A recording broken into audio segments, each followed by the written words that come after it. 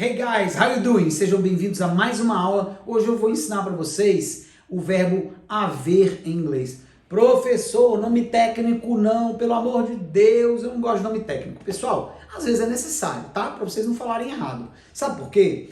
Olha só, em português é muito comum a gente falar assim, tem uma farmácia na minha rua, tem um hospital aqui perto de casa, tem uma padaria muito boa lá perto da casa da minha mãe. Isso é normal, né? A gente falar tem. Ok, guarda essa informação. Em inglês isso não existe. A gente não usa o verbo ter para falar dessas situações. A gente fala o verbo haver em inglês. É como se no inglês a gente fosse obrigado a falar de forma mais culta, mais refinada. Estou colocando entre aspas, porque realmente, na verdade, é o mais refinado e mais culto em inglês, porque não dá para errar isso em inglês, ninguém. Professor, e a pessoa que não foi para escola em inglês?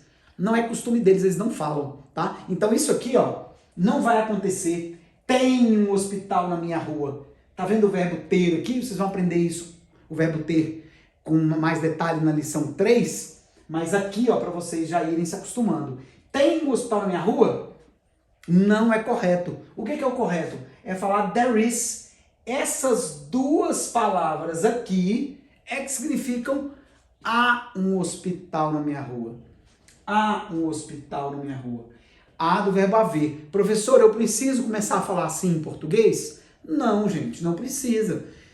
Se essa aula de inglês te influenciar para falar de forma mais bonita no português, que bom. Mas isso não tem que ser uma neura, não tem que ser uma preocupação. Por quê? Porque a gente está na rua, a gente fala do jeito que a gente está acostumado, você não precisa se preocupar com isso. Mas em inglês, você vai falar de forma correta, porque simplesmente isso aqui não existe. Além de ser incorreto, ninguém fala, tá?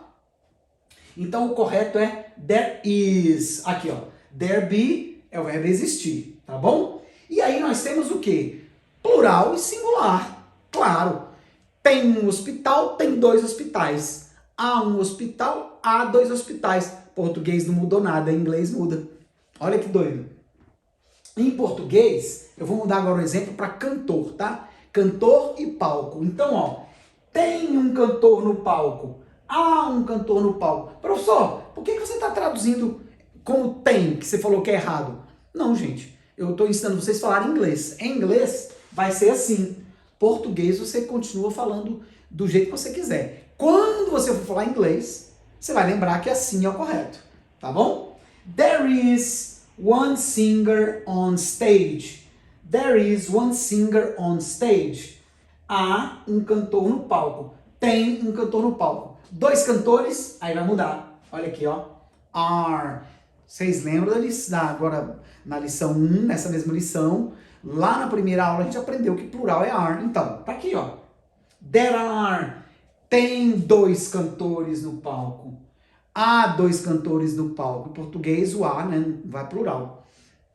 Nesse caso, há dois cantores no palco. Então, essa matéria, esse ponto aqui não é difícil, é só esse detalhe.